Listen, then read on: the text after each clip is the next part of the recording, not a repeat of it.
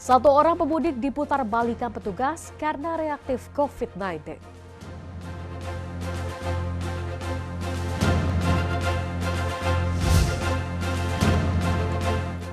Polisi tangkap pria yang membacok mantan istrinya.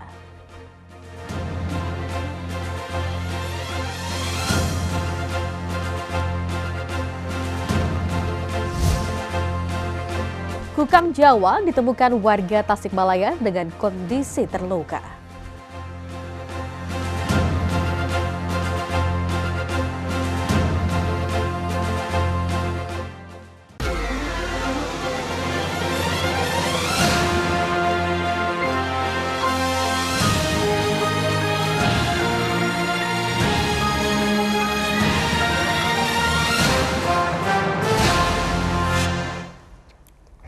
Wilujeng Enjing pemirsa, selain ketiga informasi tadi, kami akan menghadirkan sejumlah informasi menarik lainnya untuk Anda. Di antaranya Bupati Pangandaran kembali membuka tempat wisata usai adanya kesepakatan dengan pelaku wisata.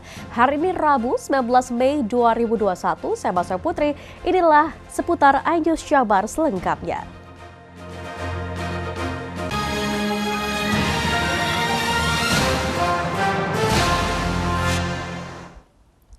Kita ke informasi pertama pemirsa. Satu orang pemudik dinyatakan reaktif COVID-19 dalam razia operasi ketupat di hari terakhir di Pantura, Kabupaten Cirebon, Senin malam. Pemudik yang reaktif tersebut langsung diputar balikan petugas untuk isolasi mandiri. Satu persatu kendaraan roda 2 dari daerah Jawa Tengah dan Jawa Timur yang melintas jalur Pantura, pos checkpoint Rawagatel, Kabupaten Cirebon pada Senin malam diberhentikan petugas gabungan dari Polresta Cirebon, TNI, Dishub, dan Satpol PP. Ratusan pengendara menjalani rapid test antigen di tempat sebelum kembali ke Jabodetabek. Dari 241 pemudik yang jalani rapid test, satu diantaranya dinyatakan reaktif COVID-19. Petugas langsung meminta untuk kembali dan menjalani isolasi mandiri serta tes lanjutan. Dari mulai tadi pagi jam 07.00 sampai dengan 19.00 malam ini, itu kurang lebih 241. Dan alhamdulillah 240 itu negatif dan itu pun sudah kita himbau dan untuk dikembalikan ke balik kanan ke kita sudah berkoordinasi dengan pihak di kita untuk menyampaikan juga ke dinas yang ada di Pemalang. Sementara itu, hingga Senin malam, masih banyak pemudik di jalur Pantura yang hendak kembali ke perantauan seperti Karawang dan Jabotabek. Mau ke Karawang. Kenapa milih harus balik sekarang? Nggak apa-apa sih, Pak. Karena besok mau kerja aja. Tadi nggak kerja atau gimana? Libur. Masih libur. Senin malam kondisi arus lalu lintas di jalur Pantura Cirebon saat arus balik terpantau ramai lancar. Kendaraan didominasi oleh roda 2. Dari Cirebon, To Iskandar, iNews melaporkan. Setelah sempat ditutup imbas dari membludaknya wisatawan, pada Selasa dini hari Bupati Pangandaran membuka kembali seluruh destinasi wisata di Kabupaten Pangandaran. Dibukanya kembali wisata di Pangandaran setelah ada kesepakatan antara Pemkab dan pelaku wisata. Imbas dari membludak wisatawan dari berbagai daerah yang berkunjung hingga viral di media sosial, seluruh destinasi wisata di Kabupaten Pangandaran pada Minggu dini hari kemarin ditutup. Namun, tepat pada Selasa dini hari kemarin, seluruh destinasi wisata di Kabupaten Pangandaran resmi dibuka kembali oleh Bupati Pangandaran JJ Wiradinata. Dibukanya kembali destinasi wisata ini setelah adanya kesepakatan atau fakta integritas kesanggupan menerapkan protokol kesehatan yang ketat dari seluruh pelaku wisata. JJ Wiradinata, Bupati Pangandaran mengatakan, saat penutupan akses masuk ke Pangandaran, ada sekitar 2.000 lebih kendaraan yang diputar balikan. Jadi mulai kapan dibuka? Besok dibuka. Mereka pada datangani semua. Ada hikmahnya juga bagus. Dulu kan saya tidak pernah begini. Artinya seluruh Pak, seluruh wisata. Tinggal saya kemana ke Batu Yudana, Ketua Asita. Ya, tinggal ke Karapiak.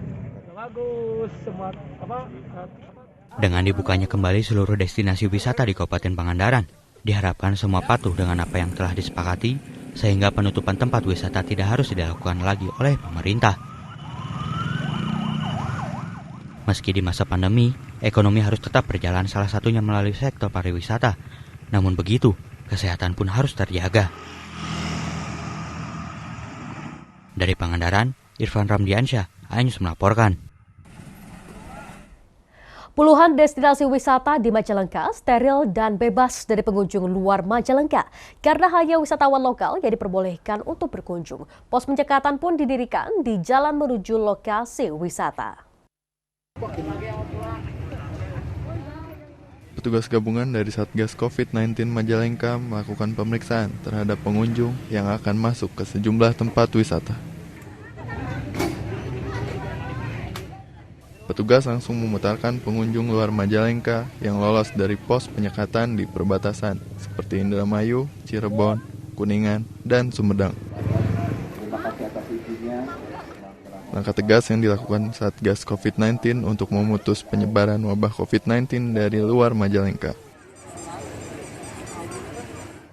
Bupati Majalengka meminta agar warga luar memahami kebijakan ini sebagai bentuk kewaspadaan daerahnya.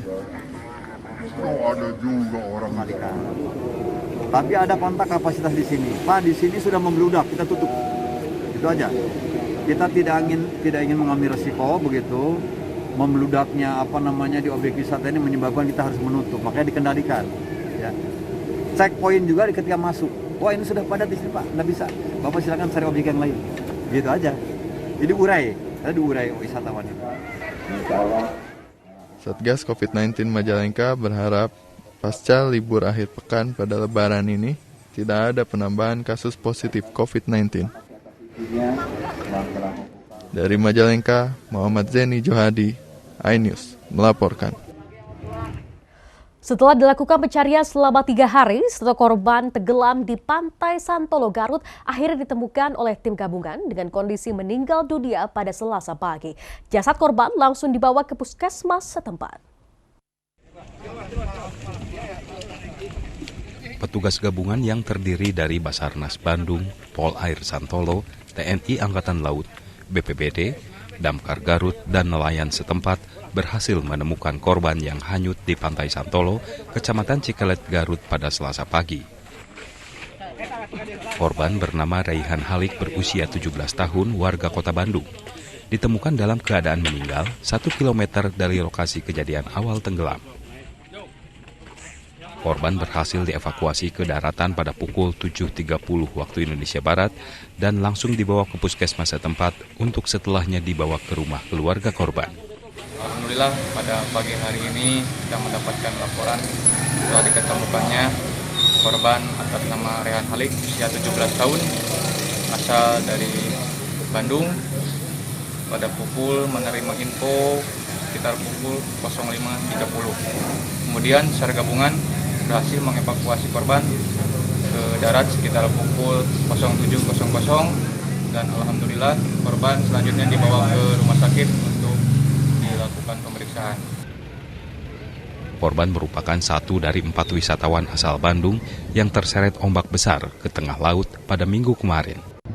Beruntung ketiga korban lainnya yakni Cecep, Krisna, dan Rehan dapat diselamatkan dan sudah mendapatkan perawatan. Dari Garut, Iis Solihin, iNews melaporkan.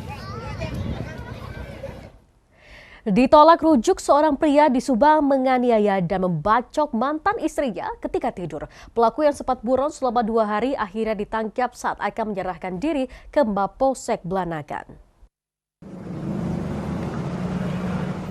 Sempat buron selama 2 hari, Nur Salim akhirnya ditangkap polisi di depan Mapolsek Blanakan saat akan menyerahkan diri. Nur Salim ditangkap setelah membacok mantan istrinya pada Sabtu lalu. Aksi sadis Nur Salim terjadi pada Sabtu dini hari saat Karsam mantan istrinya sedang tidur di rumahnya. Pelaku membujuk korban untuk rujuk namun korban menolaknya. Karena ditolak, pelaku mencekik korban dan membantingnya ke tempat tidur lalu mengambil parang dan membacok korban. Korban sempat menahan dengan tangannya sehingga mengalami luka dan harus mendapatkan perawatan intensif di klinik. sementara pelaku langsung melarikan diri. Jari-jarinya bisa. Terus aku dibanting di tempat tidur, langsung cekek, langsung mau melintirin kepala gitu ya. Langsung aku teriak, gitu, tolong pas gitu. Ada orang masuk, dia langsung lari gitu, ngambil pisau apa nggak tahu deh lah. Menurut Kapolsek Blanakan AKP Aan Sukana, motif dari penganiayaan yang dilakukan Nur Salim karena pelaku sakit hati saat ditolak untuk rujuk oleh korban. Motif dari penganiayaan tersebut karena memang suaminya ini atau mantan suaminya ini ingin kembali lagi rujuk, namun istrinya menolak. Akhirnya mungkin dia marah, terjadilah penganiayaan. Dari tangan tersangka, polisi mengamankan barang bukti berupa 1 bilah senjata tajam berupa parang. Akibat perbuatannya, pelaku terancam pasal 351 tentang penganiayaan dengan ancaman 5 tahun kurungan penjara. Dari Subang, Yudi Haryawan Juanda, iNews melaporkan. Hati-hati meninggalkan barang Anda di sepeda motor saat akan berbelanja ke minimarket meskipun hanya sebentar. Di Depok, barang belanjaan milik seorang konsumen minimarket yang ditinggal di atas sepeda motor raib dibawa kawanan pencuri. Aksi pencurian tersebut terekam oleh kamera pengawas. Kamera pengawas CCTV milik minimarket merekam aksi kawanan pelaku pencurian barang belanjaan yang berada di motor milik korban di tempat parkir sebuah minimarket di Jalan Raya Tole Iskandar, Depok.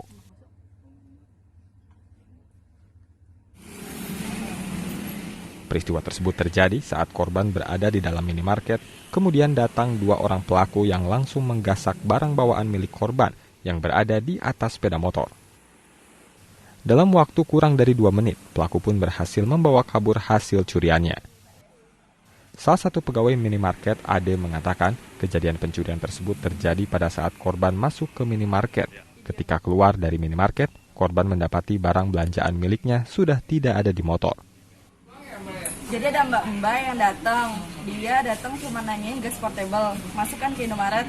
Terus pas dia keluar, gak lamanya dia kurang ngeh tuh kalau dia ada barangnya. Terus pas gak lamanya, ketika 5 menit kemudian dia datang lagi, Mbak ngelihat barang saya enggak gitu. Kita nggak ngeh juga kan dia bawa barang atau enggak, dan dia juga nggak nitipin ke kita. Berbekal rekaman kamera pengawas CCTV, korban pun telah melaporkan peristiwa yang dialaminya itu ke Mapolsek Sukmajaya. Dari Depok, Iyung Rizky, iNews melaporkan. Pemberian edukasi bencana kepada warga di Kabupaten Sumedang. Informasi selengkapnya akan hadir sesaat lagi, tetap bersama kami di seputar iNews Jabar.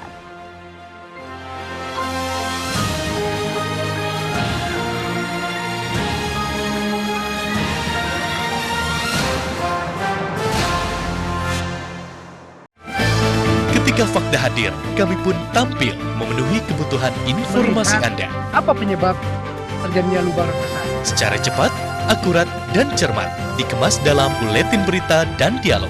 Yang paling penting adalah masyarakat. Kami sampaikan kabar Tatar Pasundan dalam rangkaian iNews Jabar setiap hari Senin hingga Jumat pada jam berikut.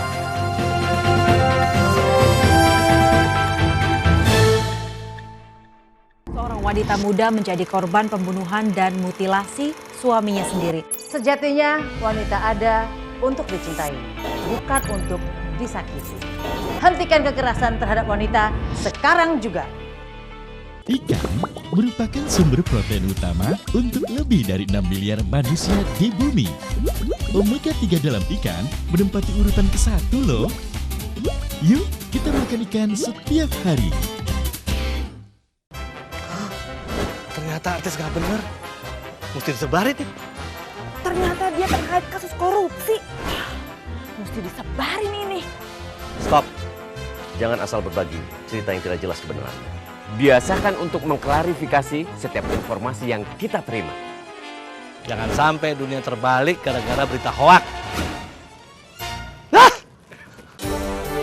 Banyak informasi yang hadir mewarnai perjalanan hari, tapi kami pilih yang terbaik untuk Anda.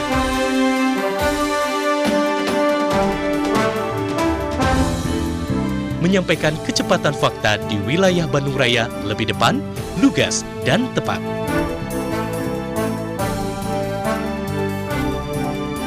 iNews Bandung pada jam berikut.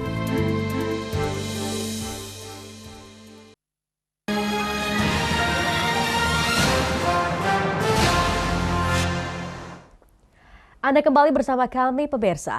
Pasca libur lebaran, ribuan warga lansia di Kota Cimahi pada Senin pagi menjalani vaksinasi COVID-19. Pelaksanaan vaksinasi disebar di sejumlah tempat sebagai upaya mengejar target yang akan selesai pada akhir Mei ini. Pada Senin pagi, kantor Kecamatan Cimahi dijadikan salah satu tempat pelaksanaan vaksinasi bagi kalangan lansia. 3.000 warga lansia yang menjadi sasaran target vaksinasi yang disebar di sejumlah tempat. Di tempat ini, sebanyak 300 warga lansia mendapat giliran untuk divaksin dosis pertama. Berbeda dengan sebelumnya, untuk pelaksanaan vaksin massal ini tidak digelar di puskesmas, namun dilangsungkan di beberapa kantor kelurahan dan kecamatan. Puskesmas. Kenapa kita pindahkan ke kelurahan? Untuk mengurangi rasa ataupun kesan daripada lansia takut dibawa ke puskesmas, sehingga kita alihkan di kelurahan. Disinilah kita jemput bola kepada seluruh lansia. Caca Cahyana, salah satu lansia warga Kecamatan Cimahi yang menerima vaksin, menyambut baik kegiatan vaksinasi di wilayahnya. Dirinya mengaku tidak takut divaksin. Terus rasanya gimana, Pak? Enak. Merasa takut nggak, Pak? Nggak. Kenapa nggak takut, Pak? Sakit hilang. Pak, kenapa? Karena pegalino terus-terusan. Kalau udah dikasih obat, pegalino lagi. Pasca libur lebaran, pemerintah Kota Cimahi gencar menggelar vaksinasi massal penanggulangan COVID-19 untuk mencapai target keseluruhan pada 29 Mei mendatang. Dari total 54 sampai 60 ribu lansia di Kota Cimahi yang menjadi target vaksinasi, saat ini baru 30% yang sudah mendapatkan vaksin. Dari Cimahi, Yuwono, iNews melaporkan. Seekor kukang Jawa, satwa langka yang dikenal pemalu, ditemukan warga di Tasikmalaya bertengger di pohon jambu dalam kondisi terluka. Kukang tersebut lalu diserahkan ke Balai Konservasi Sumber Daya Alam setempat untuk ditangani sebelum dilepas liarkan ke habitatnya. Ini remaja lah. Inilah kukang Jawa yang diperkirakan masih remaja yang ditemukan oleh warga Kampung Cempaka Warna, Kecamatan Cihideng, Kota Tasikmalaya. Satwa jenis primata langka ini pertama kali ditemukan Iwan saat bertengger di pohon jambu tak jauh dari rumahnya dalam kondisi terluka. Iwan kemudian menyerahkan satwa yang dikenal pemalu tersebut kepada Aziz, seorang pecinta satwa. Mengetahui kukang Jawa ini merupakan satwa yang dilindungi dan hampir punah, Aziz bersama teman-temannya menyerahkan kukang tersebut ke Polsek Cihideng. Jadi di dekat rumah, dia ditangkap di pohon. Ya, di pohon ditangkap sama tetangga saya, dikasih sama saya. Nggak tahu hewan dilindungi dari sini tadi. Langsung ke polsek.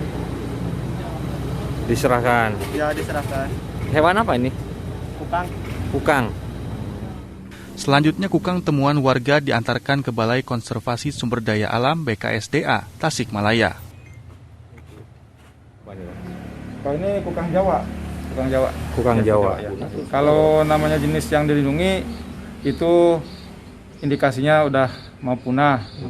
Tetapi alhamdulillah saya sering lihat sih kalau di Gunung Sawal kayaknya mulai kembali lagi gitu kan. Tapi mudah-mudahan sih masyarakat, terutama masyarakat yang sekitar Gunung Sawal, kalau melihat kukang ya tidak boleh diambil atau diperjualbelikan gitu kan. Ya. Kalau ada yang terluka tolong kasih tahu ke BKSD khususnya Ciamis. Kukang temuan warga rencananya akan menjalani perawatan karena mengalami sejumlah luka sebelum nantinya dilepaskan di hutan Gunung Sawal, Ciamis. Dari Tasikmalaya, Asep Juharyono, iNews melaporkan. Warga Kabupaten Sumedang diedukasi agar paham dan siaga terhadap bencana. Salah satunya kembali membudayakan kentongan bambu sebagai alarm bencana. Warisan leluhur ini dinilai masih efektif dan mudah didapat. Yang betul-betul aman dan betul-betul... Kepanikan warga terjadi saat sebuah gempa berkekuatan 5,6 skala Richter terjadi di Desa Citengah, Kecamatan Sumedang Selatan, Kabupaten Sumedang. Warga langsung membunyikan kentongan bambu saat terjadi gempa. Seorang korban mengalami luka harus menggunakan alat vertical rescue untuk dievakuasi ke tempat yang lebih aman. Kejadian gempa dan kepanikan warga yang terjadi sebelumnya merupakan simulasi kesiapsiagaan bencana yang dilakukan oleh Badan Penanggulangan Bencana Daerah BPBD Sumedang bersama unsur kewilayahan di Kecamatan Sumedang Selatan. Kepala BPBD Sumedang Yanuarti Kania Dewi mengatakan, Kabupaten Sumedang memiliki riwayat bencana cukup besar, salah satunya tanah bergerak, longsor, dan gempa. Untuk itu, diperlukan upaya edukasi akan kesiapsiagaan bencana.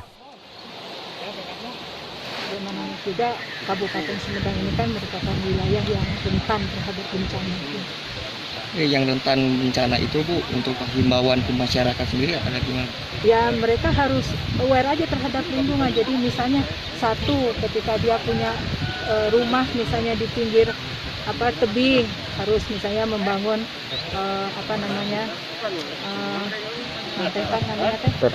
trap kayak gitu kan. Kemudian ketika misalnya dia di aliran bantaran sungai harus seperti apa gitu.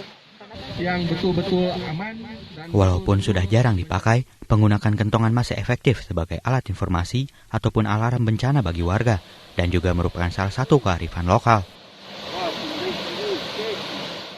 Dengan adanya simulasi kesiapsiagaan bencana, diharapkan warga akan lebih peduli terhadap lingkungannya dan mengantisipasi bahaya bencana. Dari Sumedang, BBNHVA, Anyus melaporkan. Informasi tadi sekaligus menutup perjumpaan kita pada pagi hari ini. Tetap bersama RCTI untuk menyaksikan program kami selanjutnya. Anda dapat menyimak kembali seluruh paket berita kami melalui kanal YouTube MNC Media Group Biro Jabar. Saya Mas Putri bersama kru yang bertugas mengucapkan terima kasih atas perhatian Anda. Hatur nuhun Jawa Barat dan sampai jumpa.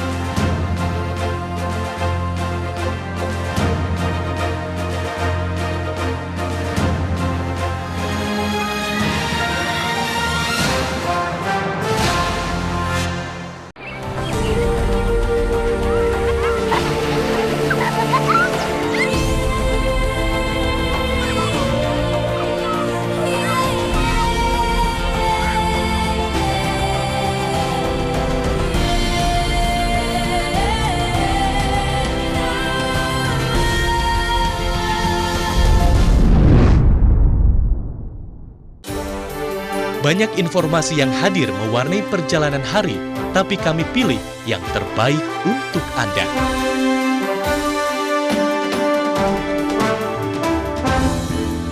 Menyampaikan kecepatan fakta di wilayah Bandung Raya lebih depan, lugas, dan tepat.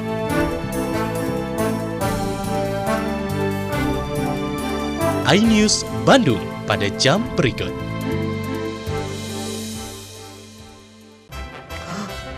Ternyata artis gak bener, mesti disebarin nih. Ternyata dia terkait kasus korupsi, mesti disebarin ini. Stop, jangan asal berbagi cerita yang tidak jelas kebenarannya. Biasakan untuk mengklarifikasi setiap informasi yang kita terima. Jangan sampai dunia terbalik gara-gara berita hoak. Seorang wanita muda menjadi korban pembunuhan dan mutilasi suaminya sendiri. Sejatinya wanita ada untuk dicintai, bukan untuk disakiti. Hentikan kekerasan terhadap wanita sekarang juga. Ketika fakta hadir, kami pun tampil memenuhi kebutuhan informasi Anda. Apa penyebab terjadinya lubang besar? Secara cepat, akurat, dan cermat, dikemas dalam buletin berita dan dialog. Yang paling hati adalah masyarakat Indonesia. kami sampaikan kabar Tatar Pasundan dalam rangkaian iNews Jabar setiap hari Senin hingga Jumat pada jam berikut.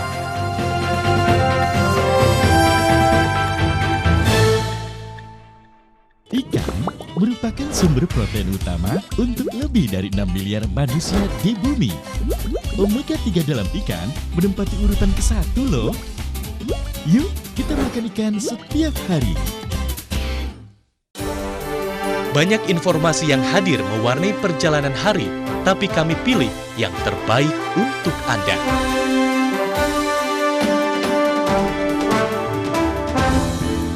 Menyampaikan kecepatan fakta di wilayah Bandung Raya lebih depan, lugas, dan tepat.